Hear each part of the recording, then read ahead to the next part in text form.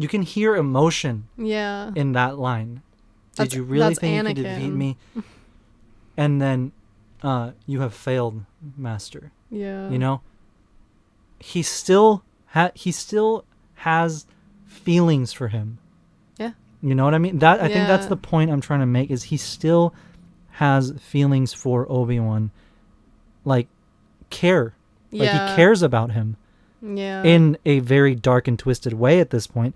But, you know what I mean? He's, like, obsessed with the idea of Obi-Wan. Yeah. Like, Obi-Wan is, like, not just a person anymore. He's, like, this... I don't know what the word is. He's just obsessed with him. Like, that's the best way to say it, is, like, he's obsessed. Well, he is obsessed with him. Yeah.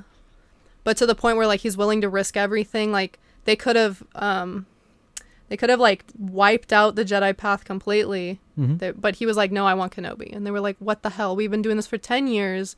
We, like, literally the end is in sight. And he's like, no, but I want Kenobi. Well, and I think another example that could, you know, maybe help me with what I'm trying to say also is the move that Anakin tries on Obi-Wan on Mustafar. Yeah. Is Obi-Wan's move. Yeah. Yeah. It's Obi-Wan's move. The don't try it move, that's Obi-Wan's move. Yeah. And Anakin thought he was so good that he could not only do the move, but do the move on the guy who created the move. That's how fucking the motherfucking audacity of Anakin Skywalker. We're fine. We're all fine here. No, thanks. How are you?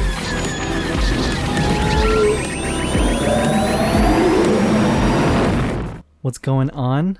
Hello. How's it going? We have been blessed by some incredible Star Wars this week. We really were. Oh my gosh! And if you guys have been keeping up with our socials, oh my god, you will have already seen our reactions. Yeah. Or parts of them. You've seen us ugly cry about it. You've seen us ugly cry to every part that you would expect us to be ugly crying about. And it's been, oh my gosh, it's been absolutely amazing. We've rewatched the finale of Kenobi so many times already. Which honestly now I'm like, I need to watch it all the way through. And then watch A New Hope. Yeah. Yeah. Because it's like a different movie now. It's a totally different movie. Yeah. It's a completely different movie in the best way. Yeah. In the best way. It doesn't like retcon anything. It's just like... not at all. It gives explanation to things that we never thought we would see. Yeah, exactly. So. It's like so much dialogue from episode 4 that, is completely changed. And then even if it was something little, even if it was something that... Yeah. Like syntax. It's like... Exactly. Now you know why they used the exact words that they used. It's crazy. It's Vader's certain point of view, not necessarily Obi's. Yeah. You know what I mean? So it's like I can't believe they did that. Exactly. No, I it broke my heart in the best way possible. Oh my god. I have never been so emotional about something that's not real. Like hey, like it's real. I mean, it is real. It's real to me. But like, you know what I mean? No, yeah, of course. I have never cried that hard, like happy tears and sad tears. It was both. Yeah. Like it it was crazy. It was a roller coaster. A whirlwind of emotions. Yeah. There we go. But yeah, we'll get into Kenobi. We'll get into what could come next. We'll get into all that fun stuff. Welcome everybody to another episode of the Punch It Chewie podcast. We're excited to be back, and this is the first episode back recording. With video recording. So we're good. Oh my gosh, I can't speak. We're happy to be back on YouTube. Is what I'm trying to say in English. But just so you guys know, we have not been able to video record in a couple of weeks because Silva got a new job. He did. Silva got a new job. Woo! We're super proud of him, and super exciting. It is really exciting. He got a really. I'll let him tell you guys about it. But he will be back soon. He will be back soon, and he'll be helping us out again very soon. But we're still just figuring stuff out since scheduling, like, stuff like that. So right now we're in our office. So if you're watching, this is well, this is usually where we record YouTube videos too. Yeah. So I'm sure it looks familiar. Yeah. But thought it'd be a little more laid back, a little more relaxed here instead of setting up that whole setup in the living room. Yeah. But yeah. All right, guys. But yeah, we're super excited. We definitely wanted to get video for this episode because it's a very special one. There's so much going on. Yeah. So exciting with the finale and we just hit 20K. We did. We just hit 20K on Instagram. Crazy. Our main platform Dude, now for Instagram this week was insane. Yeah. Like, yeah, you got like what 2.5 thousand?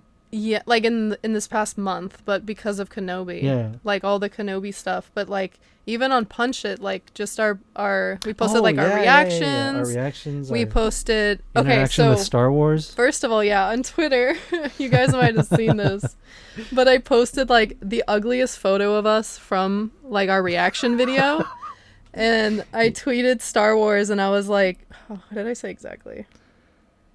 I was like, how dare you, just or something. Just go on our Instagram. I'm like looking through my photos. Your 30,000 photos. 40. Okay, so I said at Star Wars, how could you, with like a crying and laughing face, and then it's like our really ugly crying faces. Yeah. And Star Wars responds, whoops, period. Yeah, I'll put it up on the screen. Yeah, so we'll put it up there. So we posted our interaction on Twitter, on Instagram, and it got 26,000 likes. And that is crazy. That's never happened. Never. Like, never, ever. And, like, honestly, just, like, interacting with everyone after the finale, like, hearing everyone's thoughts and, like, what moments really stood out to them and, like, what moments they liked. It was, like, it was so cool. Because that's, like, we can literally talk about stuff that happened 40 years ago with the fandom and we have fun, right? Yeah. But like to experience something and then immediately like go and talk about it, like there's nothing else like it. And no, not at all. It was like, it was so fun. It was like a party, like on honestly, Instagram. Yeah. Imagine if we were at Celebration during the finale. Oh my gosh. Yeah. People would have been like, it would have been crazy. Yeah. It would have been absolutely crazy. Yeah. No, socials this week were crazy. Did we talk about that meme that went over like 200K? I don't think so. Jesus. No, yeah.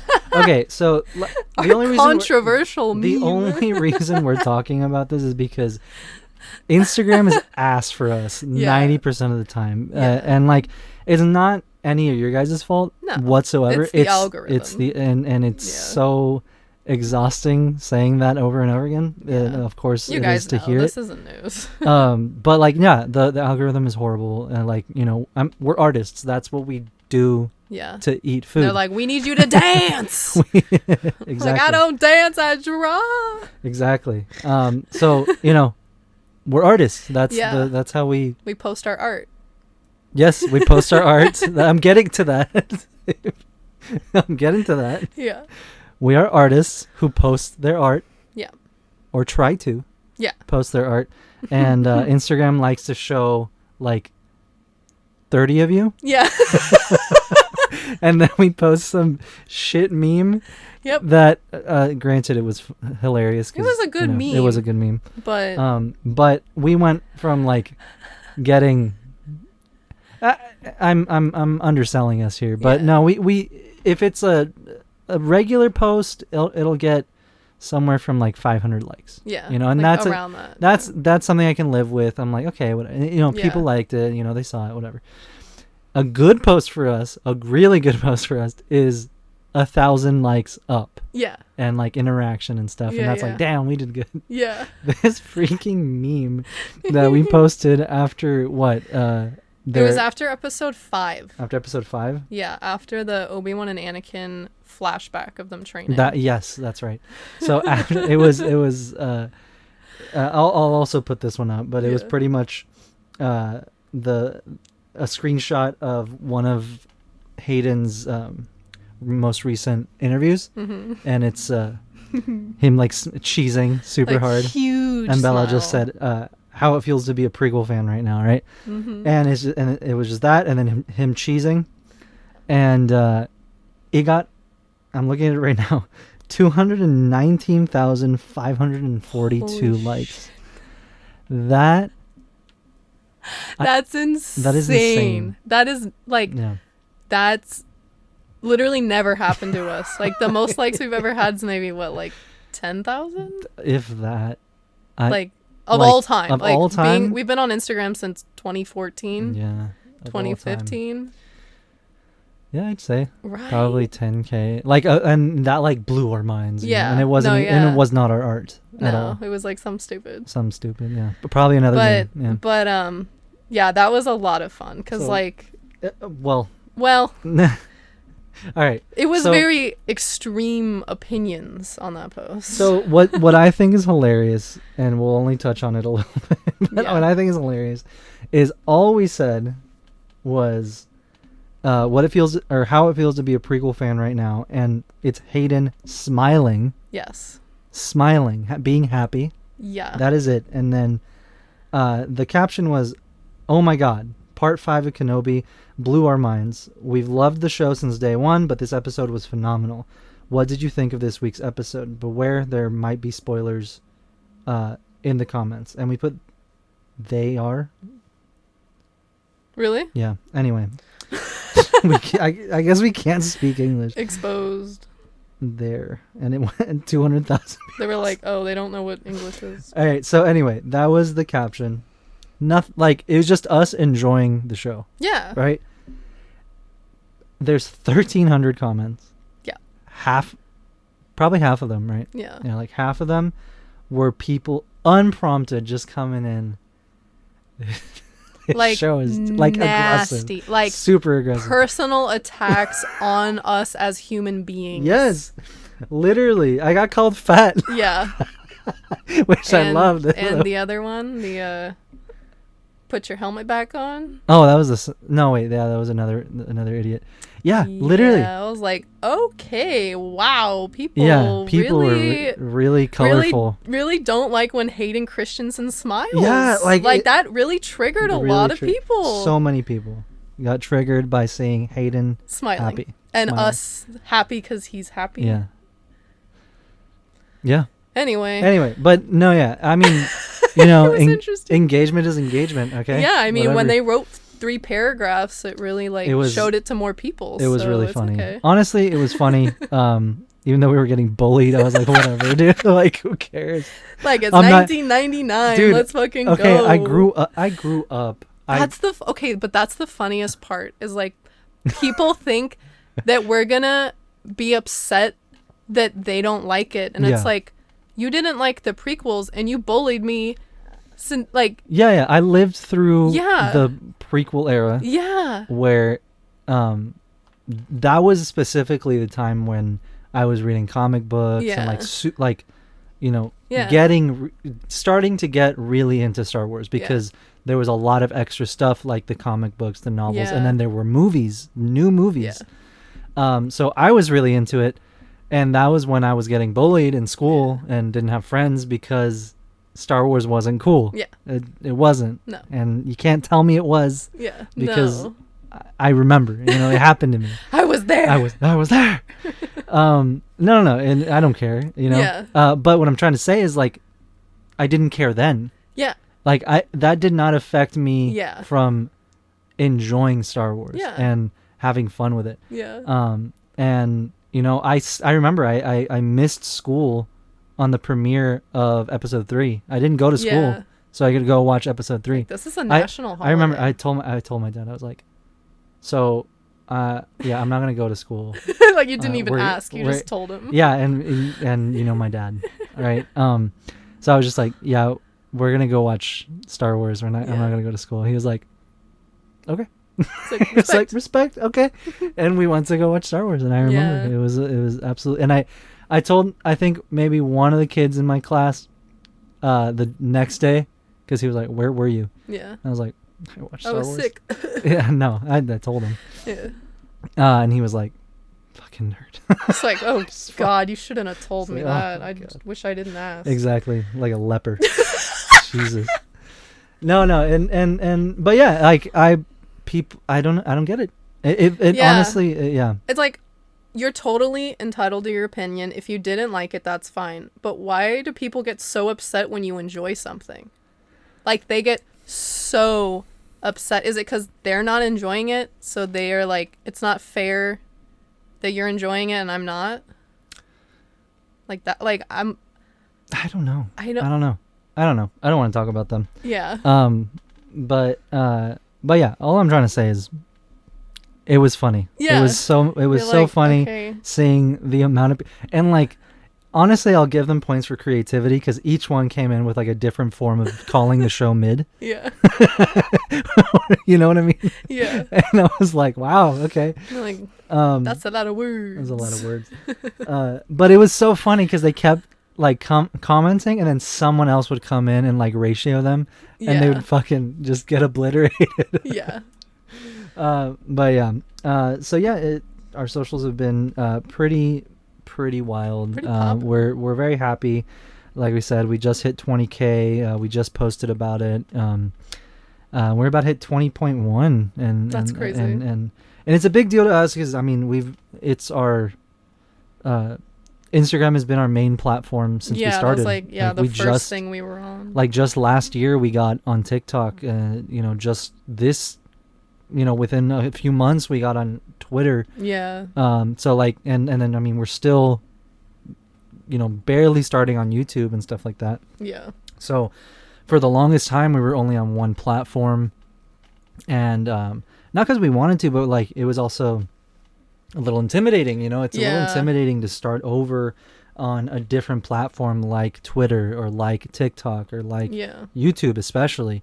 Yeah, you have to put yourself out there more. Yeah, you really do. Than Instagram. Yeah, you do. But I mean, it's pretty crazy. I mean, Twitter is one of the hardest places to grow, and you freaking blew up. You blew up right before Celebration. Yeah. You went from like 100 something followers to what are you at now? Like almost 8,000? Yeah, I'm like about to hit 8,000. That's crazy. Yeah. That's insane. Like, I mean, it's cool. I mean, it's awesome. I'm glad because, and then the same thing happened with our TikTok when we went viral with our pins.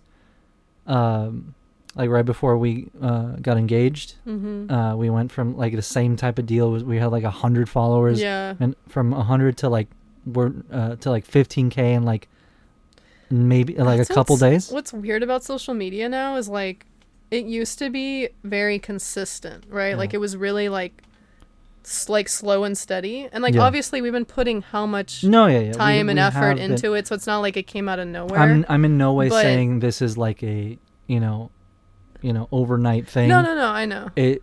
We've been working our asses off for years now. Well, Punch It just turned what, 6? I think 6 years old. Yeah, you see, like we've and then every day like consistent posting and working on artwork and networking and meeting people and other artists and just because, I mean, we love this. Like we love what we do. We love this community. I mean, that's why we wanted to make it, start the podcast sooner than later because this is we never want to stop. And we're doing this anyways. No, exactly. We're always talking about Star Wars. We literally woke up this morning and we were like, okay, did you see that thing about Kenobi? And then we were like, yeah, I did. And then we started like going into like our thoughts and theories and stuff like that. And then we were like, wait, save it. We have to record the podcast. So, but it's been fun. It's been a lot of fun. I can't believe how far we've come, honestly. I know, it's crazy. And now we're officially exhibiting at San Diego Comic-Con. That's right. And that's also a big reason why we haven't had time to video record for the podcast because we've been preparing a ton Yeah. for San Diego Comic-Con. Yeah. We were also in the middle of completely restructuring our Patreon. We got sick. Yeah. My mom, grandma, and my little brother also got COVID. My mom. Your mom got COVID. Oh my gosh! And now it sounds like your dad has COVID. Yeah. Oh. And what's funny is so right after us, my mom got it. Yeah. But not she from us. not from us. She didn't see us while we Yeah. had it. So I was like, "How did you get it?" And she's like, "Oh, we went to this buffet." Like, Ma. So her and my grandma got it at some random buffet, Yeah. and then she gave it to your mom. So it's been fun. It's been a good time. Everyone's doing okay though. Yeah, Thank everyone's God. fine. Everyone's Yeah. fine. Don't worry. Please don't worry. They're just laying in bed all day. Yeah. Yeah, they just got knocked out. Yeah. But yeah, and then yeah, a lot's been going on. A lot of fun stuff. Yeah. Where I guess celebration tickets are going up here in a couple of days. Yeah, I think tomorrow. Tomorrow? Which is I think crazy because 30th, it's. no? Oh, maybe. I'm not 30th. sure. Everyone's saying it's like, it's coming. And I'm I like, should check. I don't know what exact day, but. I'm pretty sure it was. Is it usually that soon after I think it the is. previous celebration? I think it is. It's been I so don't long remember. that I don't even remember. Yeah. Me But it's neither. been like only a little bit over a month, I think. Yeah. Yeah, it's only been a little bit over a month. They just emailed me. Why? I Oh, here it is. think we're going to go. We're going to try to go. Like, we're going to try Yeah. to make it happen. Thursday, June 30th at 12 p.m. ET. Yeah, it's tomorrow. Is it? Today's the 28th. I thought today was Wednesday. Oh my god. Did I go to the comic shop today? I do not know what's going on. Did we get new Kenobi? No. There's no new Kenobi. No, don't remind me. But let's get into it because let's get into there's it. a lot to talk about. We're stalling. Yeah, I mean, okay. Well, what did you think? I absolutely Hated loved it. Oh. Okay, we'll talk about the finale and then we'll talk about like the show as a whole. As a whole, yeah. But I personally loved it. I could not believe how emotional the episode was. Like I knew it would be Yeah. emotional. But like I was saying earlier, I have never like ugly cried to a show or a movie. No, Like- yeah. Well, I mean, I have, but But what? Star Wars? Something else Star Wars? no, yeah, Star Wars. Yeah. Yeah. Like no I was like hyperventilating Oh, during that's right. the Rogue One that's Vader right. scene. That's right, you did. I lost my shit. You're like shaking the chair. But no, like it was just I think just because it was so special that we got to see Obi-Wan with Leia. That was something Oh my that god, yeah. I never thought we would see. I never thought they could do it and it makes sense, you know, like work with what Yeah. we had already gotten. You see, But- that was like one of the biggest complaints of the of the show, of the people that didn't like it, right? Yeah. Was Leia being included, but I don't get it. First of all, I don't get it because like unless you just wanted a show of Obi-Wan roasting on the Tatooine under the Tatooine suns, Yeah. you know, for 6 episodes. Yeah. I don't know what what the expectation was, right? We knew he was Yeah. going to leave the planet, right? Yeah, so it had to be a big enough deal for him to leave. Exactly. It had to be And something. Who would he leave for? And even then, he Leia. didn't want to leave. No, yeah, like they really had He to was like, convince him. No, I need to. I need watch- to take care of yeah, Luke. Exactly. Yeah. Which he was right about. He Yeah. did need to take care of Luke, but he was also. It was also that He was afraid. he was afraid. Yeah. He was afraid, and like, if something is going to drive him off of Tatooine and away from Luke. and away from Luke, Yeah. what better way Yeah. than than Yeah. it being Leia? Because imagine if he left know? for something like not a big deal. Because there's yeah, Like exactly. people would have been like, exactly. why would he Why leave would he leave? Luke He wouldn't exactly. for that? That would be the still complaint. be a complaint. Like yeah. Yeah. So, no, I think it's absolutely genius. I think it's absolutely amazing how they did it. because like now there's so much more value. Yeah, there's so much more value. It means so much more. Yeah. In A New Hope. Yeah, there's so much more value that it's added not just to A New Hope, but like the story as a whole. You know, it's you know, we kind of had the idea of it sounds like Leia knew him or knew of him. Mm-hmm. Now we know she knew him. Yeah. You know, and now we know there was a relationship, and you know that moment where Luke is, where he's like sitting there on the Falcon, moping like on the holochess table, and she comes over and she's like trying to console him. It's like she's hurting too. Yeah. You know. Yeah. And not just and obviously because she lost her planet, but it's like she knew Obi-Wan. Yeah. She knew Obi-Wan, and she also watched him die. Yeah. And it's like it, and not just that, but the moment of him looking over and seeing the twins reunited, he completed his mission. Exactly. You know, and you see him smile, and he's like, he's ready. He's ready. Like, I'm going to heaven. Exactly. I'm relaxing. Exactly. So yeah, that and it's crazy how these little moments in the and that like obviously the whole show is, you know, it building that relationship between Leia and Obi-Wan. Yeah. But that final like interaction with them. Oh my god, dude! Come on. Oh my gosh. Like, you guys probably saw it because we posted our reaction online, but like I'm so glad that they got to like say goodbye, you know? Yeah. I'm so glad that like he was able to come back really, and like take his time, tell her, like think about what he was going to tell her. Yeah, like what was he gonna leave her with? Exactly. And I just loved it because he tells her, like, you know, earlier I lied when I said that I didn't know your parents. I did know your parents. And you have all these qualities. These came from your mother. You have all these qualities. These came from your father. Yeah. And it's crazy because he's talking about them like they both died. Yeah. And at this point, that's how he sees it. Like he's like, Anakin is gone, but the best parts of Anakin and the best parts of Padme live on in not only Leia, Luke and Leia, but also Luke. Are Anakin and Padme's legacy. Yeah. But you know, obviously what is probably on Obi-Wan's mind most of the time is Anakin. Yeah. You know? So it's like exactly what you said. It's the best parts of him live through his children. Yeah. And he sees it.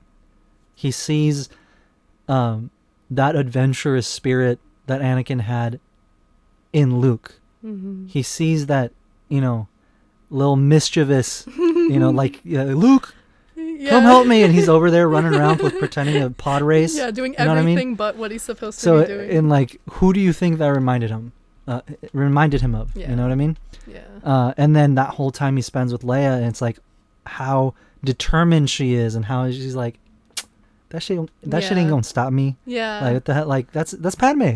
Yeah.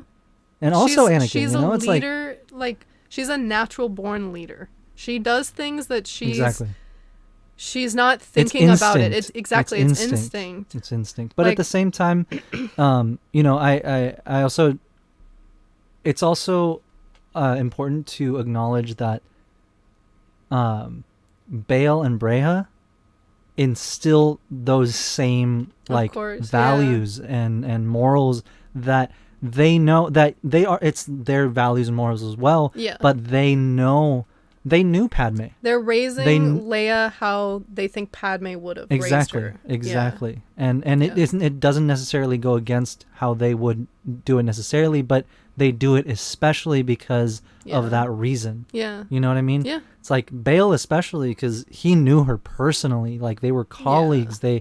He was there. Yeah. He was there for all the worst and best moments of her life, you know, pretty much. Mm-hmm. Except them, you know, her and Anakin getting married, stuff like that. Yeah. But like, what made her? Yeah. You know what I mean? I think that's like very special, and to think about it like in universe, you know, like thinking about it like that, because you know Bale takes it very seriously, and it's not just like, oh, I'm raising this person for someone else. Like, no, it's their daughter. Yeah. You know. Yeah. Like Owen said, no, he is my own. Mm-hmm. They exactly. Yeah. So it's very, every part of this show like hit in the right, like, you know, it like, just hit. Just the fact that we saw Alderaan. Exactly. Like, I feel like no one Nobody is talking cared about that. Like, we see no it one for thinks like a it's split second in episode 3 when he gets there with Leia as a baby. Yeah. But we've never, outside of the Old Republic MMO, get to see Alderaan like in such detail. Yeah. And it's a beautiful planet. It's like one of the most, if not the most beautiful planet, like in the Star Wars galaxy. And it's one of the most important because it's like a flourishing democracy. Exactly. It's like how it's ideal. It's ideal. It's exactly. like a utopia. Exactly. It's beautiful. And the Empire is like, we don't want people to think that they can have this. They don't have They don't even have weapons. Like that's why they, you know, that's one of the first things Leia says. Like, come on. Yeah. She's like, wait, really? Yeah. So and then it adds so much to A New Hope because like, not that it didn't matter before, but, like, I'm not saying that at all, but like it's not, it doesn't have so much, like, it's really just like that scene. And no, then you're not wrong. Look, first of all, they move on from it very quickly. We started this podcast with you being like, I've never cried so hard at something that's fake. It is fake. we forget that. So it's not bad to be like, well, when Alderaan blew up, I didn't really feel anything. But no, you don't, because you don't see it. You're never shown the people, the civilization, like what they're like, how beautiful the planet is. You just see the planet out in space and it blows up. Yeah. So it is sad, but it's not like you know? So it is sad. It's a very emotional scene, obviously, but like especially now with how the show showed us what it's like there and the people there and like how beautiful it is. And like really seeing Leia's parents, because exactly. We see Bale and Brea. We see Brea for a little bit, but we don't really see them as a couple, them as parents. We never see that. No. So I absolutely love that about the show, because it was really cool. Family is like such a big part of Star Wars. Like, that's pretty much the whole story is about family. It's about family and legacy. And legacy. So to see Leia, like, we know who Leia is in the original trilogy, but to see her become Leia, who she is, exactly. Like, this was a pivotal moment in her life. The fact that she dresses up in her typical rebel attire at the very end. Yeah. Like, she's like, I'm going to do this, but we're doing it my way. Mm-hmm. Like, my way. She's like, I am a princess with a gun. With a gun. Lola in her freaking holster. She wanted to. She really wanted to. She's like, where's my gat, Obi-Wan? I loved her. And the actress did an absolutely phenomenal job. She really did. Her performance was amazing. She really killed it, honestly. She did. Carrie would have been, you know how she would have been. Yeah. Oh my God. She would have adored her. She would have been like taking her everywhere. Like, it's like, we're a duo. Yeah, like, we're exactly. You don't get one of us. You get both. Gary would have been replaced. No. Never, not Gary. No, just pushed to the side of the No, I would have done anything to see them together. Yeah. Like, just once. That would have been beautiful. No, but it's incredible how they were able to continue Leia's legacy and Carrie's legacy with this show. Yeah. And one thing that I really loved about the show is that I understand that people are like, okay, it's Kenobi. He's supposed to take care of Luke. He's on Tatooine. Why are we spending so much time with Leia? But people need to remember that the original trilogy, exactly, but the original trilogy is all about Luke and Obi-Wan's, like, relationship. And that's awesome. Like, we already got that story. Yeah. No, like, we already got that story. So now to see Obi-Wan and Leia is it makes sense. They're equals. They're not. Yeah. Luke exactly. and Leia are equal, and they should be like seen as equal, not Yeah, that because one at the same time did something more important than the during other. the original trilogy, at times you kind of feel like Leia is kind of left out of like the loop, meaning as like like the Jedi with and the Force magical, and like mystical and, stuff. yeah, exactly, like the stuff that we really only see Luke going through, right? Yeah. And obviously, not that she doesn't do anything at all. That's not what I'm saying at all. Because obviously she's getting shit done on like the rebellion, the battlefield, you know, the battlefield. So like she's leading the rebellion. She does so much. Yeah. But when it comes to like the Force and the Jedi and like, you know, she's not really involved. Yeah. But this show kind of, you know, it shows us she knows of the Jedi. Mm-hmm. She and now that she knows a Jedi, it's like she knows how important they are. She's like, oh no, it's not that I wasn't included. I just did it first. Yeah, exactly. There we go. And that's what I'm trying to say. Yeah. And it's like it's adding a lot of context. Yeah. It's adding a lot of, and I keep saying it, but it's true. It adds a lot of value to the story as a whole. Yeah. And I can't believe how impactful these little scenes have been for the overall story. Yeah.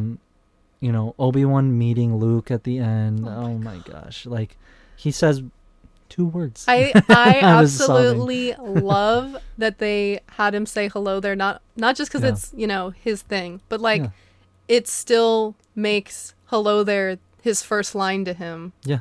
You know, like it doesn't break canon. It's not changing their first like interaction. He's still saying it. So I'm like, I love that. It was amazing. And exactly. Yeah. And the meme of it too, of course. We were screaming because he did it. He did the thing. Because with the mole guy, we were like, they almost did it. Yeah, you know? they set us up and they let us down. And then now with Luke, it was perfect. It was the perfect time for it. The perfect use of it. Yeah. And it wasn't just like corny. Yeah. No, yeah, like it and then sense. he gives him his like only toy. Yeah. His T16, you know? Oh my gosh. What is it? A Skyhopper? Yeah. It's like a Dinglehopper? The doo-wop. No, yeah. It's like I think it's like a crop duster. Yeah. Pretty much. And that's what he learns to fly in. That's what, you know. Can you put your phone on silent, please, ma'am? Sorry. We're trying to watch a movie. I'm just so popular. Jesus. It's Yelp. I'm like, can you look at this? It's always Yelp. Yeah. Can you put it on? Yeah. You know, you can just leave me alone. God. Those settings. If I want to be a boomer, I'll be a boomer. All right. I'll let you be a boomer. All right. Okay. Let's get into what I think was the craziest part of the whole entire show, which was Obi-Wan and Vader's battle in the last episode. Yeah, I don't think I've ever. Let me think about it. Let me think of the words. There may have been one time that I cried more, and I cannot think of that time. Yeah. Honestly, probably watching Revenge of the Sith. Revenge of the Sith, I cried like the entire second half of the movie. Like that's inevitable. Like, I can't. Every time you think it's gonna be different, it's not. Yeah, I'm always like, I'm not gonna cry this time. Yeah. I'm not gonna cry. Like I've seen this so many times, like it's not that sad. And then the music kicks in and then you're like, God damn it! the as soon as you start the eerie music. As soon as we see the clones and Kiari-Mundi on Magito. Yeah. As soon as we see that, I'm like a freaking mess. No, as soon as I see Anakin like looking over at Padme and Padme looking over at him, and he has this single tear, and then they play that eerie music, like that. When it feels like the Force is crying. Yeah, it's so yeah. Yeah, that song. From there on out, I'm crying. That song I can never listen to. Yeah. I can't even listen to it because I'm like. Whenever that's playing, I'm teary-eyed. Whenever the entire Order 66 sequence, I'm sobbing. Yeah. Even when during the mace scene, when Yeah. what have I done? Yeah. You know, No, yeah. that Like, kills me yeah. because it exactly that line of what have I done. He never blamed. I mean, he did blame Obi-Wan for things, but like, he knows he's the one that messed up. It was his choice in the end. I was not your. What did he say? I was not your mistake. I was not your failure. I was not your Obi-Wan. failure, Obi-Wan. You didn't kill Anakin Skywalker. I I did. did. It all lines up. Oh my god. It all lines up. Yeah. No, you know what I mean? That. Okay, so obviously, like, the lightsaber battle was awesome. Like, Insane. the physical fight was so cool. Like, Obi-Wan Yeah. gets pretty much buried alive I by think Vader. Let's rank them. Let's rank them. The lightsaber duels. Okay. Top. Episode 3. Yeah. For sure. Yeah. Battle of the Heroes. Yeah. Right under that, I'd say Empire. Cloud City duel. Okay. Right? Yeah. Yeah. Come on. I mean, yeah. Oof. Duel of the Fates. Where would that go? I'd say that's 3. That's 3 or 2? No, I can't take that from Empire. No, it's 3. Okay, 3, Duel of the Fates. 4, Return of the Jedi. What about Vader versus Ahsoka? That also makes me like Yeah. ugly cry. No, yeah. Like ugly. And cry. that was the first time we saw Can you see that? Vader, Oh my god! Can like, we just We're ranking them. Yeah. We'll pause that. Can we talk about The parallel? the not yeah. Well, okay. So Ahsoka cuts the right side of his face open. Yeah. Or the mask open. Obi-Wan cuts the left side of his mask open. But Luke is the only one that's able to take the full thing off. Yeah. And not just that. And like willingly. Like Vader like Anakin asks him to take it off. Yeah. It's not by force. Yeah, it's not cut off. It's not cut off. It's Ahsoka was not able to reach Anakin.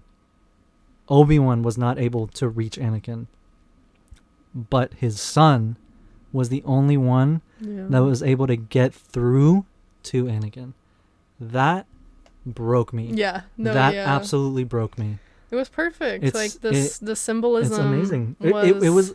It feels like it was the last part of the puzzle. Mm-hmm. You know, that missing. Yeah, you know? yeah. Because it's like we had that moment with Ahsoka, and we've had the ending to Return of the Jedi since it came out. Yeah. You know,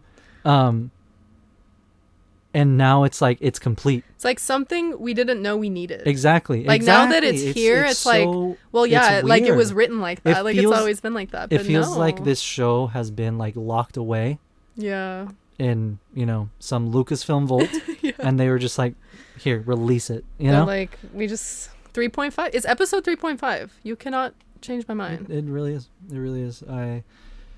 That simple, like that symbolism, the symbolism of that, and like they don't need to tell you, Yeah. They don't need to like spell it out for you. They, once you see it, you get it. You get it. Yeah. You get it. Yeah. And it was absolutely amazing. My only complaint with the show, I wanted more Tika. Yeah. She was like Tika. only in one scene, but I loved her. But yeah. Absolutely amazing. So another thing I want to talk about is, like, we were talking about that dialogue, right? Mm-hmm. Where he says, "I am not your failure, Obi-Wan." Once his mask is cut off, his voice is going in between Anakin and Vader's. They did that so insane. well. Like, that's insane. And then they also have the lighting go from blue on Anakin's face to red on Anakin's face, which is like, it's crazy. Like all the storytelling elements they used to really like drive home this scene. And I absolutely loved that they're using like real sabers now, because now the color is on everything. Before, like, it was added in later, right? Yeah. So yes, the lightsaber's blue, the lightsaber's red, but you don't see red on Vader. No, yeah, exactly. You don't see it in his mask. You don't see it in his eyes. Nothing. Because it all came in after. It was after the, editing. After editing. VFX. But now to see this show with the full color, like Vader is completely covered in the red. Volume. Obi-Wan is completely covered in blue. The symbolism of it is so powerful. Yeah. Like I feel like people, like I haven't really seen anyone talking about it. Not that I'm the first person to notice, but like a few people. I haven't really seen anyone like talking about how awesome that is to see like it's the lightsabers. Well, that's glowing. Yeah, that's stuff that you really have only ever seen in comic books. Yeah. You know, and because they can like. Yeah, comic artists love that shit. Yeah. They're like, I'm gonna draw Vader, and he's gonna have the freaking lightsaber reflecting all off of him. You know. Yeah. So it's like I'm no stranger to it because I live in the comic book world, but I didn't notice that because I think that's why because like I read the comics, I have all these visuals all the time, but once you brought it up I was like, oh damn, you're right. I was rewatching the lightsaber duel on the second Death Star when they're fighting. Obviously it's not there. There's no reflection. The Bespin duel, no reflection. The anytime there's no reflections on Vader of any of that. So it definitely adds so much to the experience of watching it because it's like it would obviously. I just didn't notice it before. I think that's what it was. It's like I just didn't notice it before. You weren't paying attention to it. Yeah. No, I like literally. He was like. The part where he's like, you didn't kill Anakin Skywalker, I did. That's when the color shifts. And like both Hayden and Ewan did a phenomenal job with that scene. Job. Like Ewan crying, like that was so like it was so intense. Yeah. Like because we never see him cry. No, I think that made me like lose it a little extra because he's not just crying, he's like sobbing and then he's apologizing. He says, I'm sorry for all of it. He apologized to him. And Vader still didn't care. You know what I mean? Like not that an I'm sorry would fix it all, but he didn't need to apologize. No. You know what I mean? But he needed to for him. He needed closure, and that's what this scene really brought. Like, as devastating as it was for him to realize that Anakin was truly gone, even though he isn't, right? Because he comes back in the end. But like at this point in the story, it doesn't feel like he can come back. Yeah, exactly. And the problem is it's not the right person. Yeah. It's not, and that's exactly what, that's exactly why Yoda knows the entire events of what's about to happen right before the Clone Wars, of both the end of the Clone Wars, episodes 3 through 6.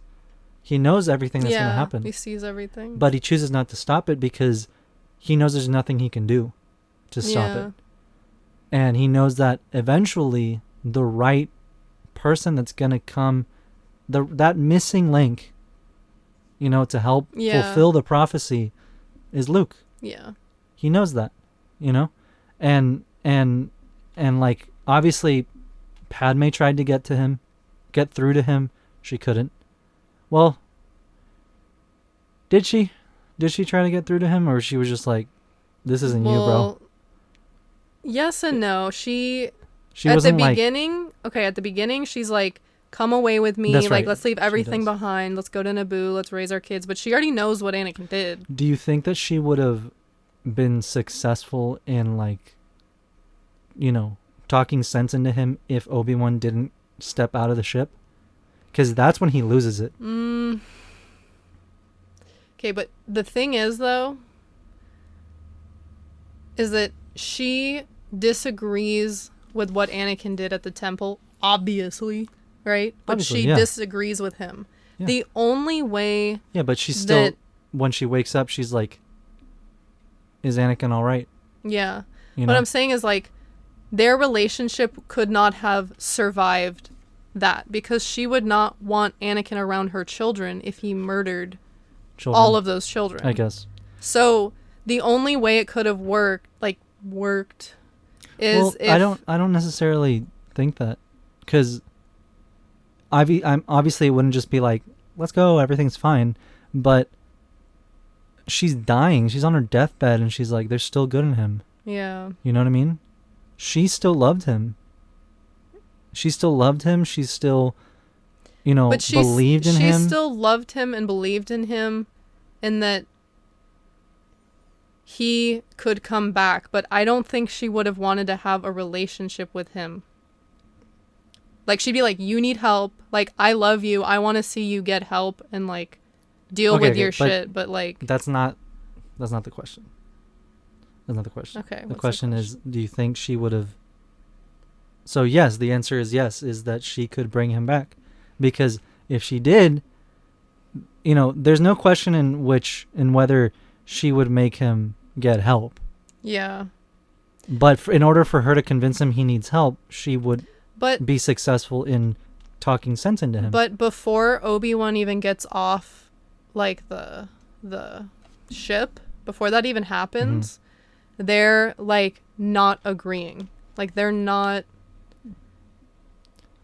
Yeah, but he wouldn't have killed her just because he was getting a little heated. He was already heated. Yeah. I don't know. I've never really thought about, like, the what if. Yeah. But what I'm saying is, like, the signs point to if Obi-Wan didn't come out, unless she couldn't, but, the way I see it, at least what we see in the movie, where she's like, she's obviously upset, very upset, disturbed, she's like, this isn't you, what the hell. Yeah. But even after he chokes her out, almost, pretty much kills her, or almost kills her, she's still like, is Anakin all right? Yeah. For the only two things she says are, is Anakin all right, and there's still good in him. Yeah. You know what I mean? And that's her on her deathbed. I guess another question would be, but would Anakin be able to forgive himself? Because... Well, he obviously doesn't. Yeah. But, like, saying, like, he still does Order 66, but he doesn't kill Padme or their unborn child. Do you think he could still forgive himself? Or do you think what happened in the temple would, like, it would still be too much for him to, like, come back from? You know what I mean? Would he still be Darth Vader? No, I think it definitely would mess with him. Yeah. But I don't think it would be something where he's like, there's no hope. There's no hope. Yeah. And especially if he was able to save Padme in the end, because the only reason she really dies and just gives up is because he's an idiot, and yeah. Yeah. So I don't know. I mean, we could go in depth a lot more about it, probably next time. But I think it's a good thought. I think it's a good. It's interesting to think about. I've never really exactly. So I'm just like, it's so sad everyone dies, and like I don't really think about, well, what if they didn't, or like you said, like what if Obi-Wan wasn't on her ship, or like came a little bit later, like I don't know. It could. I don't know, but that's the thing with Star Wars is like, I've always seen it as like, what happens is supposed to happen. Well, it is, like because it happens. Destiny. So but I think that Padme could have brought him back. Yeah. I think without a shadow of a doubt that she could. I mean, he did everything for her. Yeah. The whole point is that it's for her. Yeah. So, and then the only reason Luke can bring him back is because he's the last thing that is tied to her. That's true. You know what I mean? Yeah. It's his son. And he's the only one that believed just like her. Without knowing that she felt that way. Yeah, that's true. He's the only one that believed just like her that Anakin Skywalker was still in there. Yeah. That they were still good in him. Yeah. You know what I mean? And that's why the prequels add so much to the original trilogy. And obviously, you know, besides the obvious, Yeah. is that one? That's one of the biggest things. Is to me at least. Yeah. Is that that single line of her going, "They're still good in him." Yeah. You know, and then Luke is the only one that's like, I can't. Yeah. I know there's good in you. I can feel it.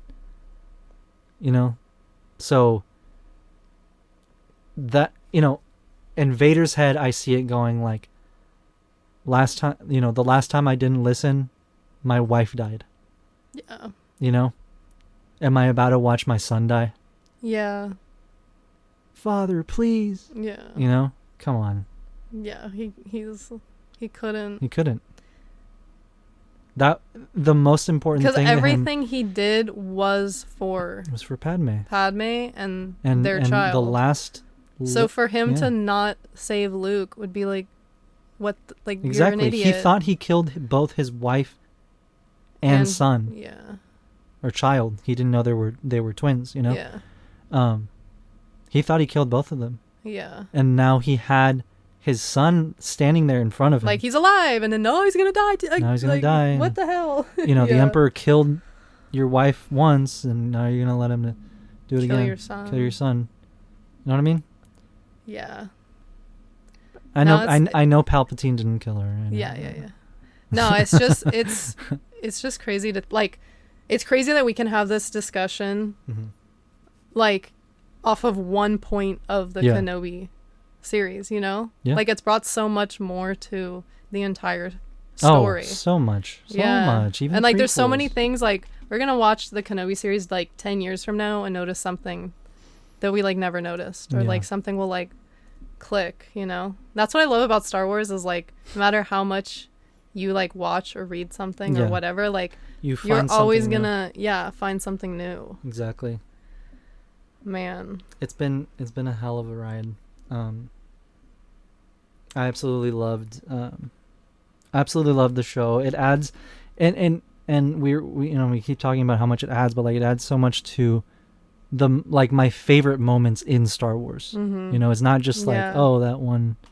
You know, it really made the trash compactor scene a lot cooler. You know, it's not like that. It you know, to the best moments. Yeah.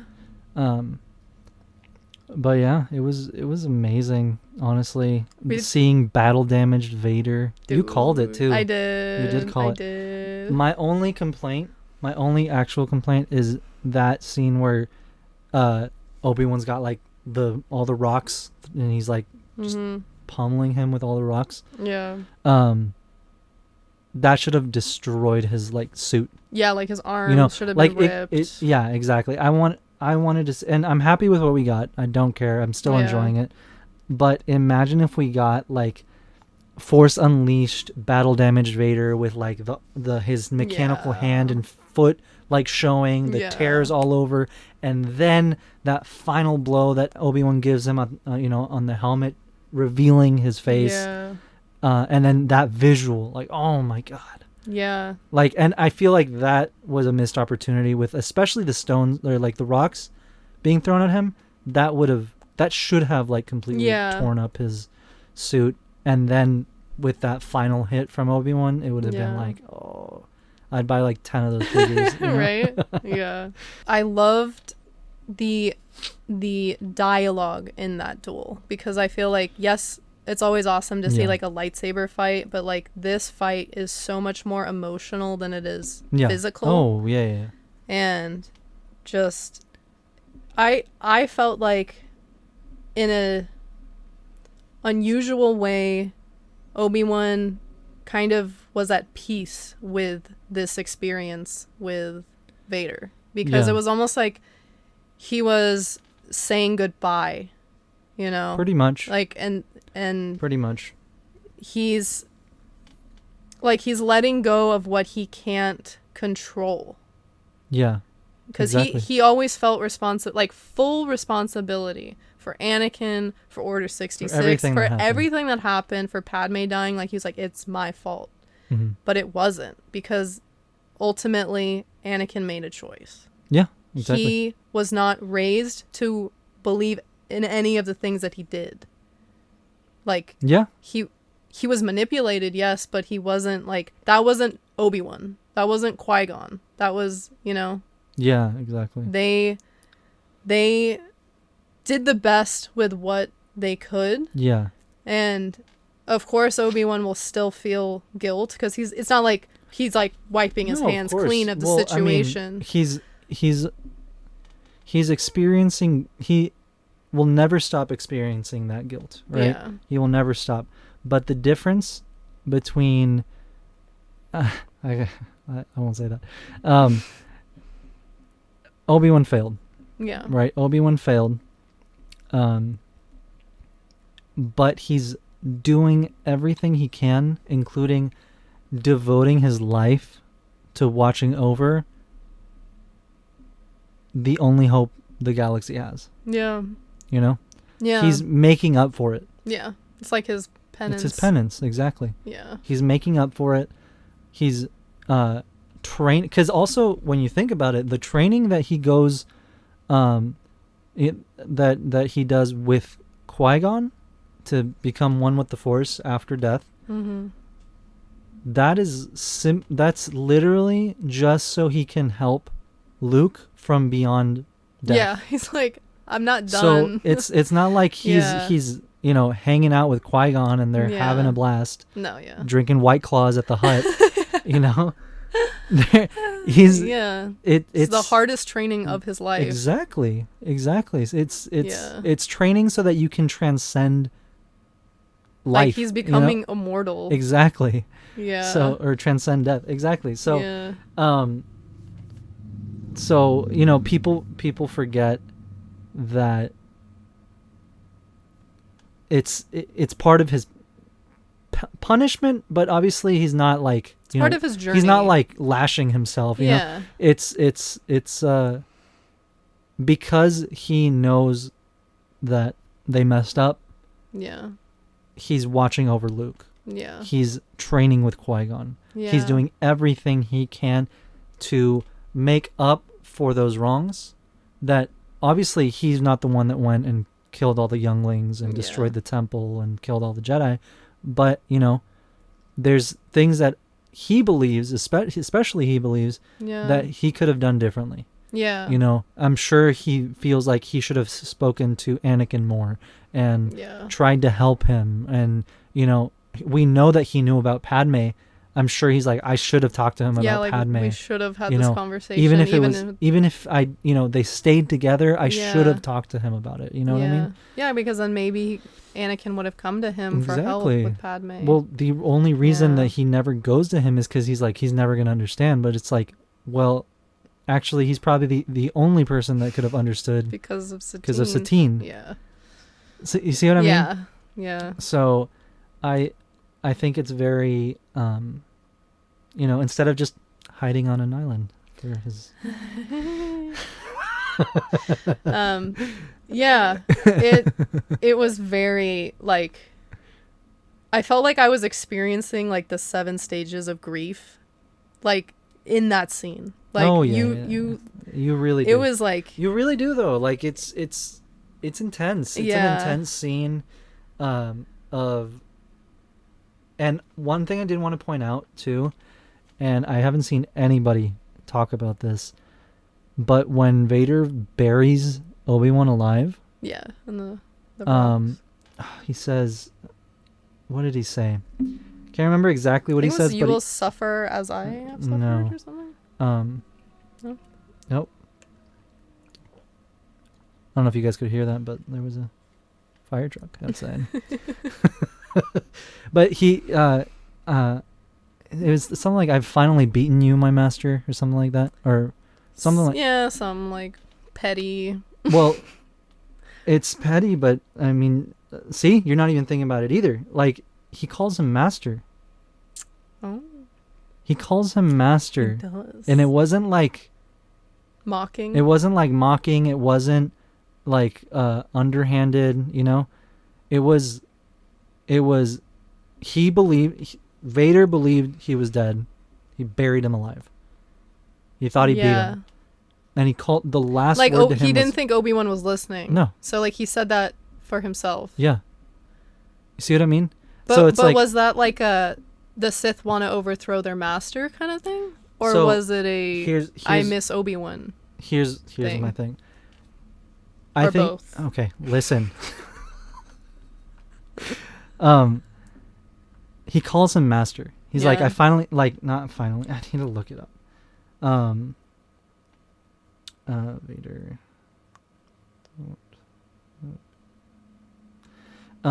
He says like, you are beaten, master, or something like that. Oh my gosh. Well, is it what he says in the flashback too? It's like I can't remember. alluding. I should have written to it down, and I'm sorry, guys. It's okay. But yeah, it's like So you are beaten. yeah, Something like pretty that. much like I finally won, master, something like Yeah. that. You were beaten, master. But the last thing he says is master, and he says Yeah. it like it's finally over, you know, and in that Yeah. tone, not in like I finally beat you, master. Like, Not like that. It wasn't like you Yeah. know, it wasn't in a demeaning way. It was like he said it for him. Yeah. So I love that. Yeah. He said that because it shows, and even before he fell to the dark side, Anakin was always trying to impress Obi-Wan. Yeah. All he ever wanted to do was impress him and prove to him that he was, a powerful Jedi. Yeah. That he was skilled and that he was Good enough. Good enough. That's what he always wanted to prove to Obi-Wan. You know what I mean? The irony. And you know what I mean? Yeah. So with this duel and him like thinking he won and he calls him master, it's like, and especially now because he's now a Sith. He's no longer a Jedi. Yeah. He's a Sith, and what the Sith value the most is them finally being powerful enough to defeat their masters. Yeah. Because once they defeat their master, There's no question it's like of if they're better. exactly 'cause they they've killed proven them. themselves. You undisputed. Yeah, exactly. You earned it. You've proven that you are Yeah. more powerful, and you earned it. You know what I mean? Yeah. And that is that dynamic between Sith master and Sith apprentice is pretty much the masters are teaching their apprentices to one day defeat them. Yeah. Because if they are good enough, or if they do end up defeating them, then they were good enough. And Then they did their job. They earned it. Yeah. So seeing that dynamic, and like I said, not a lot of people are talking about it, and Vader's going, I beat you, master. Yeah. Right? Like, does that not seem to you like he did all of this to, like, in a way, prove to Obi-Wan once and for all that he was better than him? Yeah. And not necessarily only in a negative way, like yeah. You know what I mean? No, I know what you know mean. what I'm saying? Yeah. Like, as Vader's now a Sith, it's like he beat his master. The mindset is different. Exactly. Yeah. And he hasn't been his master in 10 years. Yeah. And he has a new master. And he has a new master. So why is he calling him exactly master? Yeah. Yeah. So I don't know. I thought that was really cool. No, it is. I was, didn't really think about it.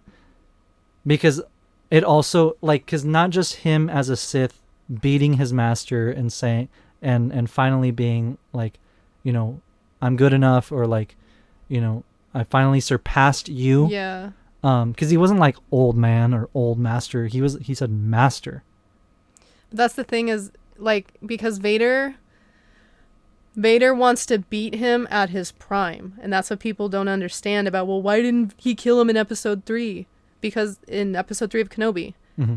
Because he didn't, it's like taking candy from a baby. That does nothing to Vader's ego. That does nothing to, like you were saying, like, killing your master would prove that you're better than him. But if Obi-Wan was like cut off from the Force, hadn't trained in 10 years, his and shaky, was like shitting his pants the whole time, it does nothing for Vader's ego. Yeah, exactly. So so in this finale where like he's like, oh, you're what does he say? You're strong, but I don't know the exact line. Something like you're strong, but not strong enough, or your strength has come back, but you're still weak, or something like that. Yeah. When he's like pushing that like pillar thing onto him. Yeah.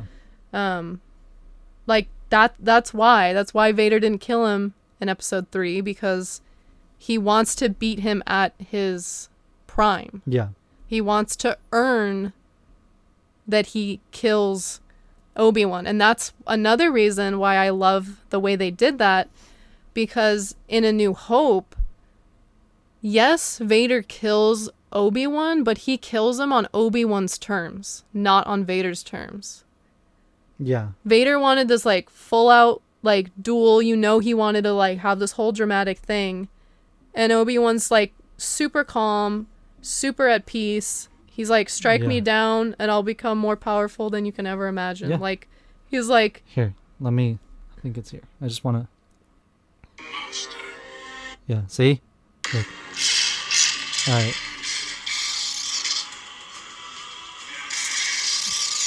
I think that's a lot.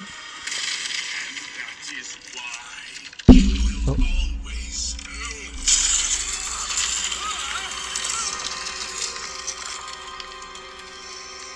All right.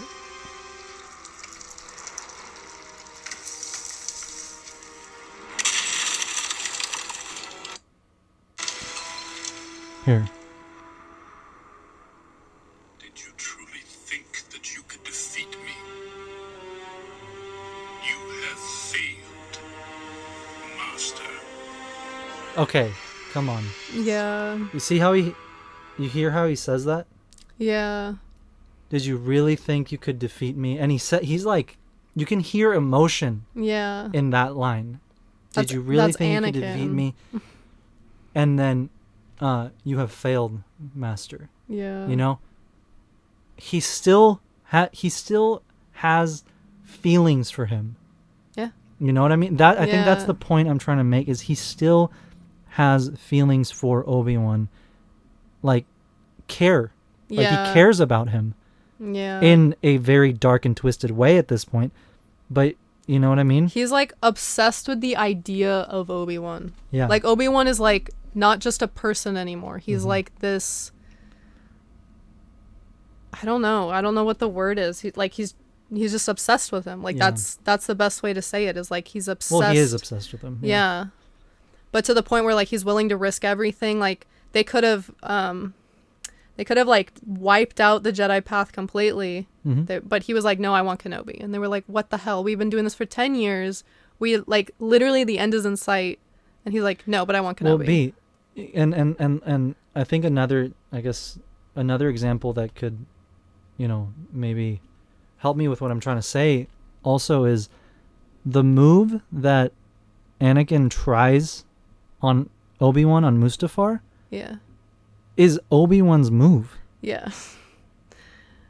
Yeah. It's Obi-Wan's move. The don't try it move, that's Obi-Wan's move. Yeah. And Anakin thought he was so good that he could not only do the move, but do the move on the guy who created the move. That's how fucking the motherfucking audacity of Anakin Skywalker. Yeah, but but also the point I'm trying to make is like he's using his own move on him, right? And like more to what I'm trying to say of he's always trying to impress him. Yeah. Like it's about, it comes from a good place. Like it comes from a good place, but he has a very twisted way of like showing it. You know what I'm saying? Yeah, no, yeah. Like it's very interesting to see. Yeah. It's very interesting to see. And then especially with that scene, like when I first heard, I'm like, whoa. Yeah, like wait, what? Like what there's so much going on in there. Yeah. That it's hard to pinpoint. It's very hard to pinpoint. We need to watch like the whole scene again, because there's like there's so like it's so much happens. Whole series, yeah. But yeah, that I absolutely loved their duel. Yeah. And I love how Obi-Wan like I know people are like, but why didn't he kill Vader? He would have saved so many lives, blah blah blah. Jedi do not kill defeated opponents. It's not the Jedi way. Remember where Anakin went wrong? Yeah. And Yeah. need we say more? Yeah. Yeah. Also, I want to talk about the finale, and I mean, obviously not the end of Reva's story, but like in this story, the end of her story, where like I personally loved her character because it is so interesting to see literally from her point of view. Like, we see Order 66 from her point of view. I think that is insane. And I feel like so many people from the point of view of a youngling. Yeah, like they don't really like care, but I'm like, this, we're seeing the consequences of actions that took place 10 years before. And how much we only see it from one person's point of view, but like how many kids were there? How many grown Jedi were there? How many people were impacted by what Anakin did? Like, it affects the entire galaxy. Yeah, of course. But to see it like so close, see it exactly, so see it so close, so personal, so raw, and to see her from a victim, one of the victims. You know, it's like it's not from the guy that did it. Yeah, exactly. And to see her go on this emotional journey of, she starts to become him. Yeah, she became the very thing she swore to destroy. Exactly. It's the cycle. It's that cycle. And she feels like she failed her friends, right? Because she wanted revenge. She thought, I can't bring them back, but at least I can get revenge for them, right? That would be the just thing, right? I'll bring justice to this. She honored them by doing what Anakin was not strong enough to do. Exactly. You know? Yeah. And it's very heavy. It's very like, I think I was gonna tweet that scene specifically, and like just say like, we're not appreciating the scene enough. No. Of where she it's like that moment where she's like, that dialogue between her and Obi-Wan. Yeah. Where I think he pretty much says like that. Like, he's like, no, you chose to spare him. You know. Yeah. So we should it's have written down notes. We don't need the exact quote. line. But you guys know what I'm talking about. Yeah. That scene specifically, it's like, okay, now you choose where you go from here. Yeah. It's like, we all have a choice. Yeah. Anakin had a choice. As much as I love Anakin. Yeah. As much as I love him and his story. Yeah. He made his mistakes. They're his mistakes. They were his choices. Yeah. We don't have a say in what happens to us, but we have a say in how we react to it. Exactly. And especially who we become, because Reva realized at the end, thank God before it was like really too late, but she realized, she's like, I am becoming I am becoming the very thing I hated. She looked down at her robotic hand. Yeah, exactly. And then looked at Vader's. And then looked back and was like, holy shit. I'm Vader 2.0. But that is such a phenomenal character arc. Like, I don't see what people aren't seeing. Like, I don't know. At least for me, I absolutely loved that. I thought it was so, like, moving, because it wasn't just that she went on this journey, but Obi-Wan went on that journey with her, right? Like, I think it's in episode 4 where they're raiding, like, the base, where he's, like, talking to her through the door, and he's, like, realizing, oh my God, the reason you know that it's Anakin is because you were there. Youngling, You were, like, you know, so he's starting to develop this empathy for her. Yeah. And then she's like, why is he feeling empathy for me? You know? Yeah. Like, he helps bring her peace, and she helps bring him peace. Yeah. In a very, like, intense, right? Like, it's a very intense, it's like therapy almost for them. And I'm really excited to see what's next for her, because she obviously lives, maybe not for much longer. We don't know, but like I don't think her think- story is over yet. No, obviously not. She's alive. Yeah, like yeah. But I'm saying I think we're gonna see more of her yeah. soon. I think we'll probably see her and I think there's a good chance that we'll see her in the next Fallen Order game. Yeah. Or the next yeah. It's not called Fallen. You guys know what I mean. Yeah. I think there's a good chance that we could see her in that because they also announced like when the show premiered that the new game was going to take place during the same year that Kenobi takes place. Oh, okay, then So that literally that's like, yeah, it's like okay, come on. Yeah. So I like that. I like that a lot. That's really cool. Because I feel like, especially her and Cal, I mean, they were both younglings. Yeah.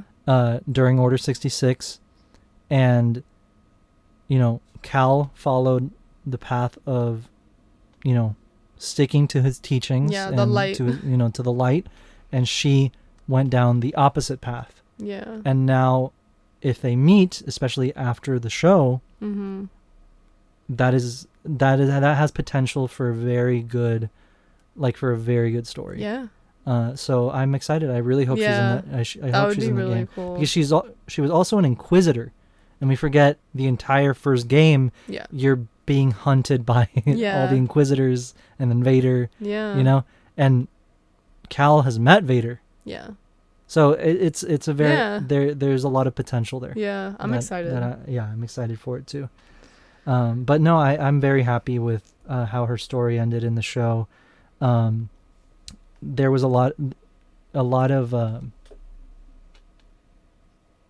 like valuable lessons. Yeah. That a lot of that were takeaways. taught. Exactly, a lot of Yeah. takeaways from her story that I really love. I really appreciate because it's it resonates with the lessons that are taught in Star Wars that have always been taught in Star Yeah. Wars. So it's nice. Yeah. One thing I did want to talk about, and we did touch on this in prior episodes, was the music. Oh yeah. So the music, and I know we were Yeah. complaining That was like our a couple one of complaint. like a couple of fools, but Hey, I did say I think they're saving the music for the last episode. So yeah, we both said that. Okay. yeah. But we were still complaining. Yeah. Excuse me. Sorry. Needed some liquids. So, yeah, the music, I know that was our one complaint that we Yeah. wish we could hear the themes throughout the show, but now that, we know that they saved them for the last episode, Yeah. and it was also not the full themes, it was like the beginning of each of their themes. Yeah. So even with the music, it was super symbolic Yeah. of they're not who you know them to be yet. Mm-hmm. They're getting there. Yeah. Exactly. This is not full Darth Vader yet. Mm-mm. This is not Princess Leia Organa yet. Mm-hmm. This is Yeah. not, you know what I mean? Yeah, So yeah. it's like Yeah. Everything was intentional. everything was intentional, even the music, even Yeah. the like how they used it too. It's like that blew me away completely. Knowing that she intentionally left the themes out and then just sprinkled it in there at the Yeah. last episode to show us that they're starting their journey to becoming those people we know them to be. Yeah. That blew me away. Yeah. That No, yeah. It completely was blew me away. like respect. Respect. I take it back. I take it all back. Take it back. I'll put that dunce cap on. Just slap the clown emoji on my face. God. You know. No, yeah, it definitely hit like 1,000 times harder Oh. when we were When he's like, listening to Leia's theme. Oh my gosh. God. yeah, when he's like on his knee and he's like, "You're brave." And I go, oh, Yeah. No, it was perfect. Yeah. I loved it. it was amazing. The music was great. We didn't even talk about Qui-Gon. Yeah, What's wrong literally with you? the craziest part of the whole show. Yeah, that and I know. I said multiple times is that we're probably not going to see him, that we're probably just going to hear him. Yeah. And I'm not upset whatsoever. No. Not upset whatsoever. And I think, I don't remember exactly what book it was, but I think there was a book that's canon that had Qui-Gon physically appear to Obi-Wan at some point. So he is able to like physically It might be the come Kenobi through. book. Maybe. No relation with the series. I'm not sure, but like Yeah. pretty much like it's been done before, so yeah. But yeah, I'm glad that we saw him. I'm very happy that we saw him because Yeah. also like, and if anyone's gonna learned. see him, he just learned to do it. You know, and it's like whatever. Yeah. But yeah, exactly. If anyone's gonna see him, it's gonna be Obi-Wan. Yeah. But no, yeah, that was so emotional to see him, and we haven't seen him since episode 1. Yeah, it's been so long. It's crazy. It's like, been it's absolutely crazy that we 23 years. How long? 99, 2002, 23. Yes. Yes. Our math is really bad. Yeah, it's been 23 years since we have seen him. So, exactly. Man, that was as Qui-Gon. That was awesome, you know? and like I loved their dialogue. It was very nice. He's like, I was really beginning to think you'd never show, and he was like, I was here the whole time. You just weren't ready. With some popcorn. Yeah, he's like, dude, I watched the battle on Mustafar. I watched. I watched all of it. I want to. So okay, absolutely amazing scene to end this series on. Oh yeah, absolutely it was like the incredible. perfect ending. Perfect ending. It's like absolutely perfect. Got ending. a ways to go. So now, pretty much. So there's talks of a season 2, right? And there's a bit of I'm gonna use the word controversy, but it's not really like no one's fighting about it. Yeah, People are debate, just I guess. Debating whether or not there should be a season 2. I think that I'm kind of in between. And I've said it before that I would be fine. I'd be happy with if this is all we got. Yeah. Right? I'm fine with it. It was supposed to be just this season anyway. Yeah. I'm totally cool with this being a one and done type deal. Yeah. One and done story. If that's the case, I would want to explore whatever comes after in like comics or something. You know what I mean? Yeah. Like the comic book adaptation of the season 2 of Kenobi. You know, that type of thing. But if not, if we do get a season 2, and I still would advocate for a season 2, I would totally want to see now Qui-Gon and Obi-Wan. Yeah. You know what I mean? Yeah. I want to see more of that, hands down. Yeah. Hands I think down. I think that's something everyone can agree on. Yeah. Is that we want to see that. Yeah. I want to see more of that. And that's such an important part of the story. Exactly. Like Force Ghosts are like literally pivotal. Well, and this is what we were talking about Star Wars. this morning when we woke up. Yeah.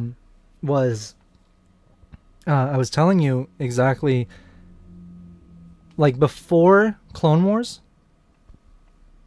Excuse me, sorry. Before Clone Wars, before we got the question of where do Force Ghosts come from, how does it happen? Before that question was answered. Yeah. I remember it being like a huge deal in the community of, well, why does Obi-Wan just disappear when he dies? And like not other Jedi, and like, you know, it was like a huge deal. You know what I mean? Okay, yeah. Like that. They thought it was a plot hole. Yeah, they thought it was a plot hole. Okay. They were like, why doesn't every Jedi just disappear? And then, you know, because the question had not been answered, but people like now would be nasty and like fight about, you know, ruined Star Wars. Yeah, like exactly. Like stuff like that. No, it didn't. So what I'm trying to say is like that, you know, stuff surrounding this specifically, like Obi-Wan learning how to become a Force ghost. There were at one point it was a controversy. Yeah. You know, at one point people would debate about it, fight about it, whatever you want to call it. And then obviously Clone Wars came out, answered a bunch of questions. You know, we've had comics and novels since then, and so it's one of those controversies that have been long forgotten. Yeah. You know, that have been tucked away. No one even thinks about it anymore because it's just it's like at this point it's kind of common knowledge of they kind of have to train or whatever. Mm-hmm. But that doesn't change the fact that was still a huge topic years ago. Yeah. You know? So I think it would be very smart and very, very, very cool to see a second season, even if they just did like a movie as like a sequel, like a short movie. Okay. Like, I don't know, hour 45. Yeah. Instead of like a whole second season. Mm-hmm. If they don't have enough time for for a second season, which I think they could figure it out. Yeah. To do an entire second season of Obi-Wan learning how to become a Force ghost, training with Qui-Gon, still watching over Luke from time to time, building his hut, writing in his journal. There's still a lot to explore. There's so much to explore. Yeah. And we're just now starting to see him like come back, be who he used to be. Yeah. If not have better. Hope. Yeah. Exactly. Have hope. And we definitely would not see Vader in this season. No. I wouldn't want to. Yeah. But I still think there could be threats. I think there could be threats, local threats on Tatooine. Yeah. Threats like the Hutts, threats like the Tuskens, or even like Swoop Gang. Yeah. Crate Dragon. Yeah. Who knows? Yeah, like there's so many things literally, that can go wrong. There's threats like that could come for Luke or stuff like that. That Kenobi could help with, or I don't know. I feel like there's a lot of potential. Yeah. They could make it really, really cool. Yeah. So I wanted to bring this up because I saw this on Twitter. Mm-hmm. And this was, sorry, let me, okay. So the original writers for the Kenobi spinoff, Stephen Daldry and Hossein Amini, initially planned for the film to be a full trilogy. So 3 movies instead of a TV show. Damn, okay. And the story would have been about Kenobi's journey from Obi-Wan to Ben and accepting his mortality. So I'm going to read, this is a quote from him. So not at all, none. I wrote the film that they based the show on. So yeah, I spent like a year and a half working on it. And then when the decision was made to not make any more spin-off films after Solo came out, I left the project and went on to other things. Joby came to me and took my scripts and turned it from 2 hours into 6. So I did not work with them at all. I just got credit for the episodes because it was all my stuff. So when I pitched my Obi-Wan story to Lucasfilm, I said there's actually 3 stories here because there's 3 different evolutions that the character has to make in order to go from Obi-Wan to Ben. Mm-hmm. The first one was going to be the first movie, which turned into the show, which was surrender to the will of the Force. Transport your will, surrender your will, leave the kid alone. So then the second movie was thinking about where Kenobi ends up. So this would be essentially the second season of the show. Mm-hmm. And one of the most powerful and probably the most powerful moments in all of Obi-Wan's story is that moment where he sacrifices himself in A New Hope. Mm-hmm. Great moment, makes you cry, but if you stop and think about it, it's a pretty sudden thing to just kind of go be a fighting guy, to see Luke and go, I'm gonna die. That to me, that required forethought, that required pre-acceptance that this was going to happen. So again, it's one of those universal things we all struggle with, to come to terms with our own mortality. So that was the second step of the evolution for me, that Obi-Wan now has come to terms with his own mortality, somehow in a prophecy or Qui-Gon telling him, there's going to come a moment where you're going to have to sacrifice yourself for the good. And then Obi-Wan is like, what? No, I'm here to help. I can't, no.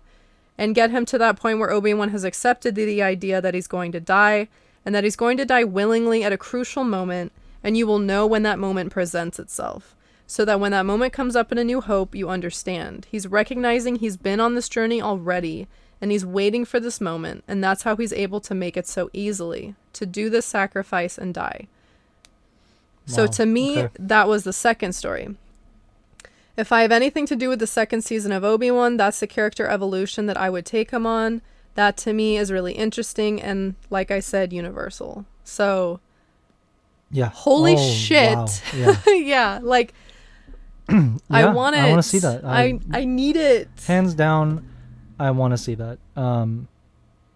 My God, because it's super important. People don't think about how he just lets himself die. It's not like a easy. No, thing. not It's an not easy like choice to make. No, it's not just he makes it look easy, but it's not. But it wasn't. He didn't decide that in that moment. No, he had of course not. decided He this knew years what- before. that when the time came that he would. And he knew, that's what makes me emotional, is like he knew that the moment was when Luke and Leia were reunited. Mm-hmm. Yeah. He looks over and he sees them together and he goes, this is the moment. Mm-hmm. Yeah. He completed Like his it's mission. it's so clear. Like he's not, could this be the moment? No. Should this be the moment? No. No, it is like. Yeah. They just needed to get on the ship and Skeet. skeet. Hey. Oh man. Okay. So yeah. But yeah. I agree though. I agree Yeah. that like if it is only one season and this is all we get, I think it was like a perfect ending, everything wrapped I'm happy up with it. I'm with a happy with it. big Yeah. bow. But this story for a season 2, I think could potentially be even more impactful and like an even better story Yeah. than we got in the first For sure, one. for Because sure. and it's also like it mirrors Vader's obsession with like preventing things death. from happening. Exactly. Preventing death.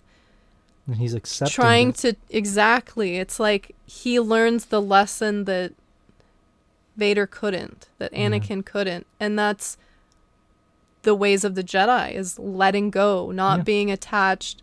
You know, Yoda's like, rejoice in the fact that they're one with the Force. Yeah. And Anakin's like, what the fuck? No. Like, Yeah. I can't do... Like, Anakin is never able to... Yeah, Obi-Wan is learn that. He never learns that lesson. Yeah, Obi-Wan is definitely like the poster child of like what a Jedi is supposed to be. Oh yeah, for sure. For sure. Like, hands down. you can't change my mind. Yeah. And I think that before that I would have said I think I still would say that, but you know, EU and Legends is, you know,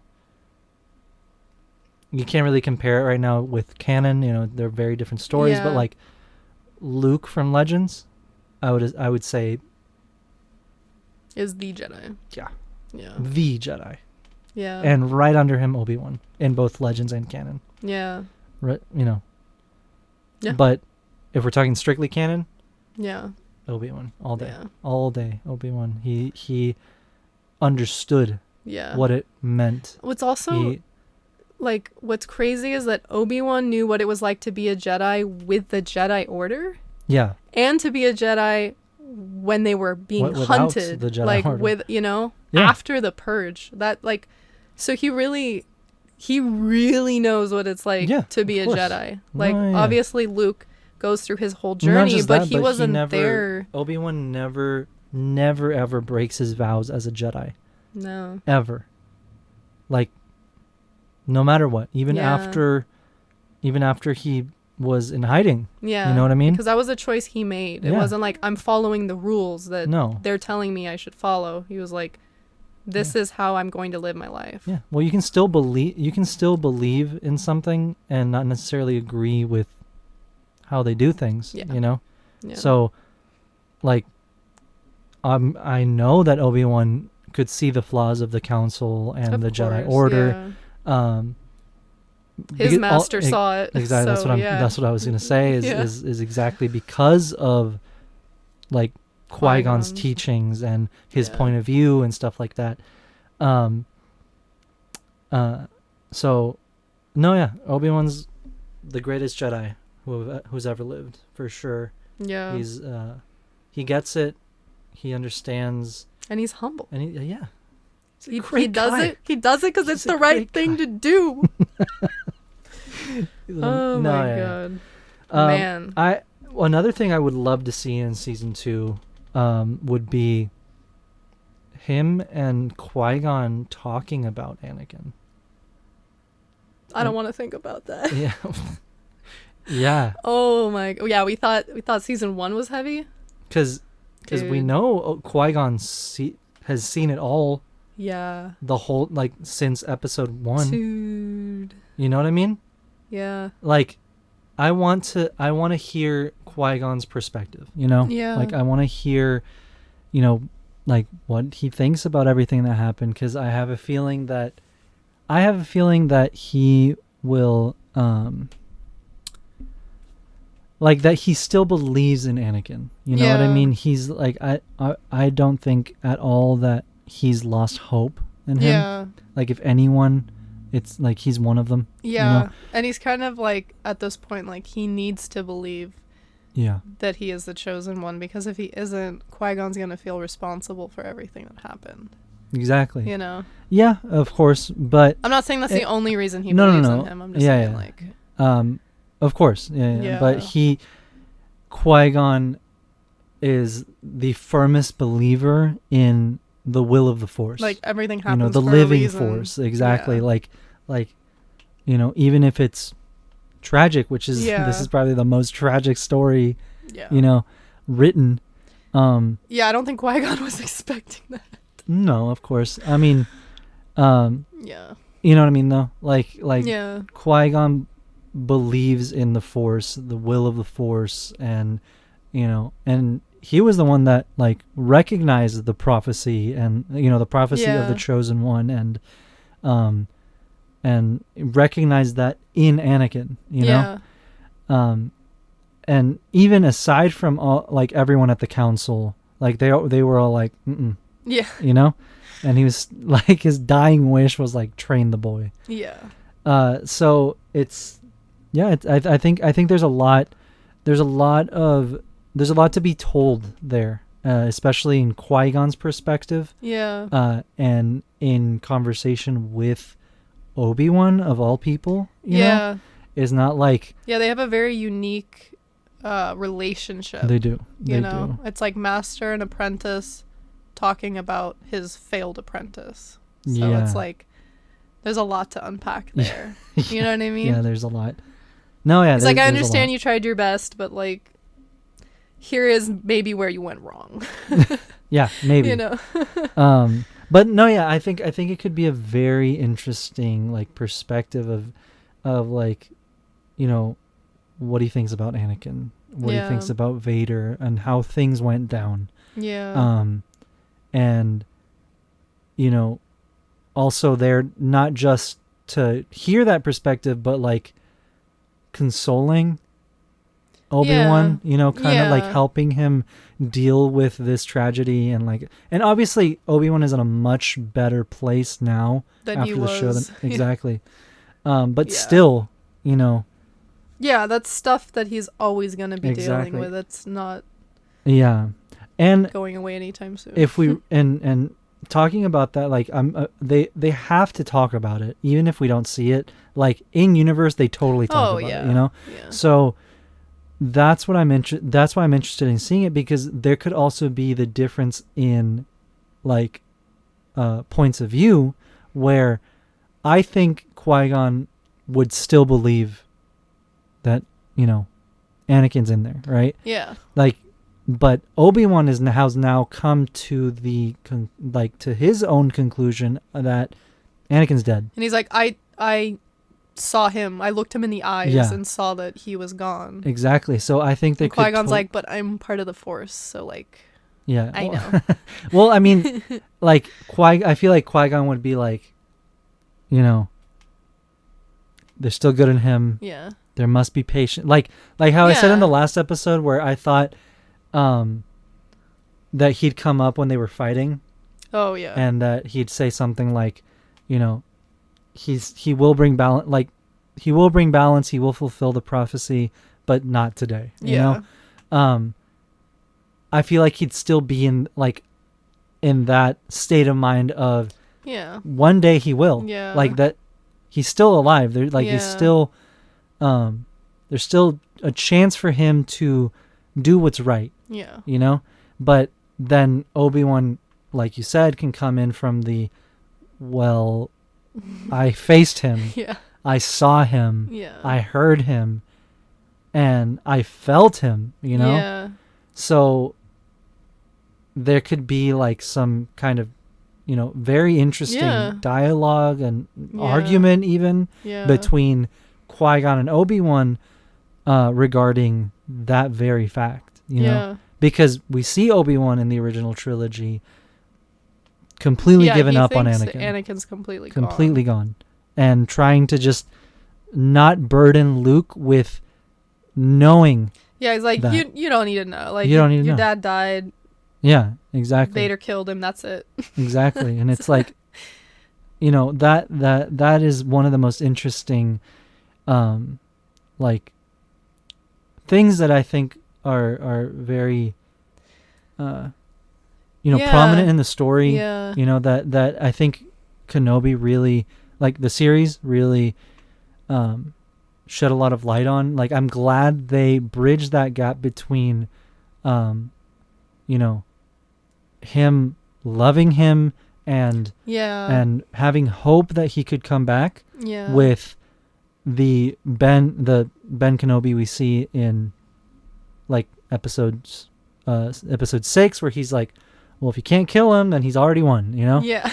You know what I mean? Like, that's a polar very different than what we see when Reva's like, well, you don't want the same thing I do because you won't kill him. You don't want to kill him. And he's like, I don't. He's like, you know? oh, wait, you're right. Exactly. Yeah, it's very complicated. It is. But I think that would be a really interesting, like, discussion for them to have. Right. Because, like, I don't know. I feel like Yoda and Obi-Wan obviously knew that, like, Luke and Leia were the hope for the galaxy. Like, they knew that they were, but they didn't understand how or when, you know? Yeah. Like, they're like, okay, it's up to these kids, but, like, what the hell are these two kids gonna do? Yeah. That's, like, they can't take on the Emperor. Like a lightsaber duel, Luke would not beat the Emperor. Yeah. He couldn't, but that wasn't the way he defeated him. Yeah. He was able to bring Anakin back, and then Anakin killed the Emperor. But, like, you know? Yeah. That's so, like, specific that they didn't know, like, the whole story. Exactly. No, but, like, once it happens, it's like, oh, okay, yeah, that makes sense, and I understand why it had to be Luke, and, like, you know. Of course. But, like, that's the problem with prophecy is, like, it's almost worse than not knowing because then, you know, you're, like, trying to force it or you're trying to, like, I don't know. I think that's really interesting that we got that in, like, the Phantom Menace, that we know he's the chosen one. Yeah. Yeah, exactly. Like, that's crazy. Well, yeah. It's not just, like, he's the chosen one because of what he does over the course of his lifetime. No. He's not the chosen one because he kills, like, Palpatine. Like, he is, but, like, he knows.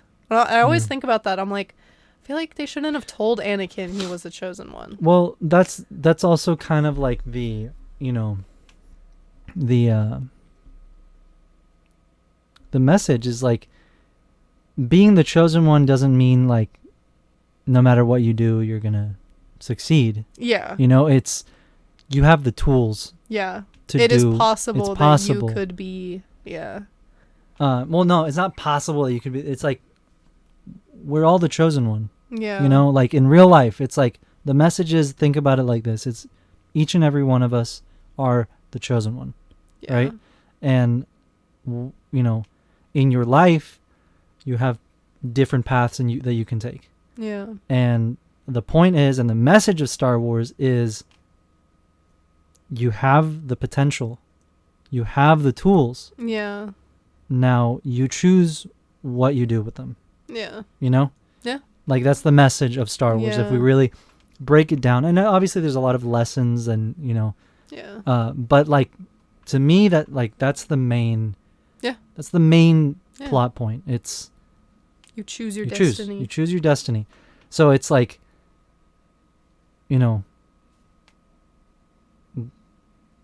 it's the same thing with Anakin, obviously, Yeah. but in a much bigger Yeah.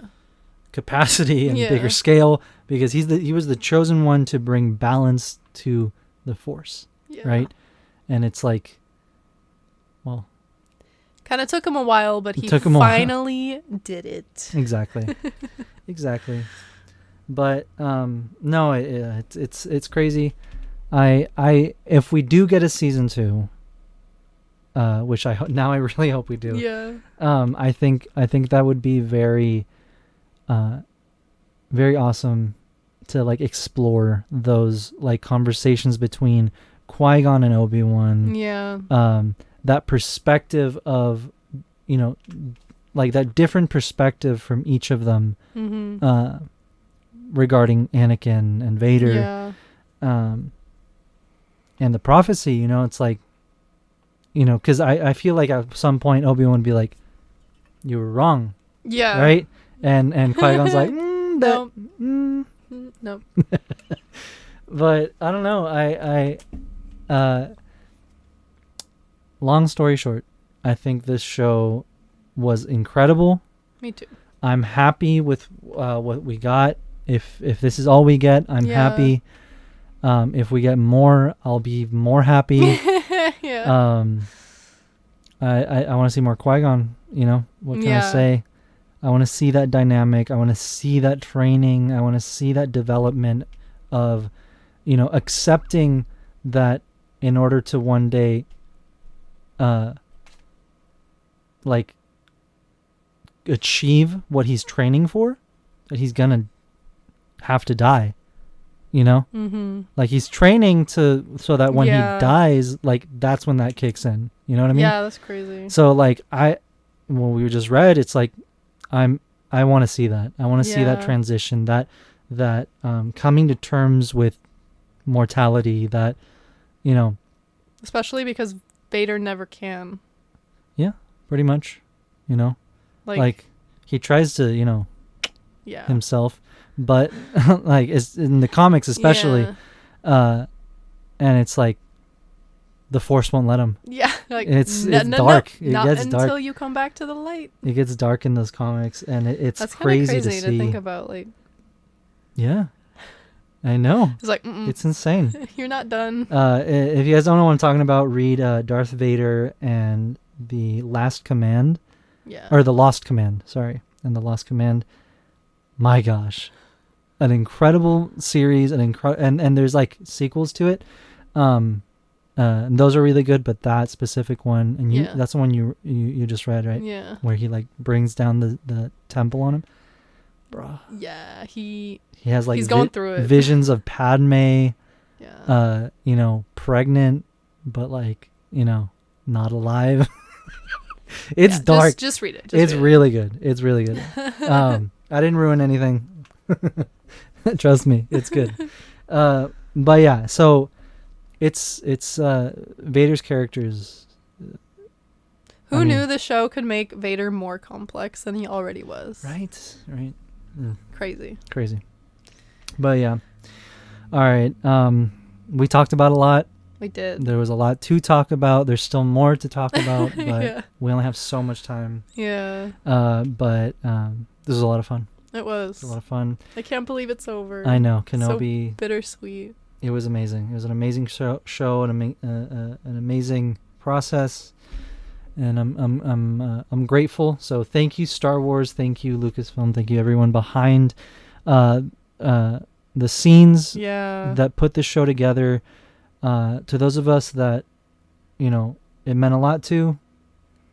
It meant a lot. Yeah. It meant a whole lot, and Yeah. I'm grateful for the show. Honestly, Me I'm too. I'm really grateful for everything we got. Thank the maker. Thank the maker. Makers now.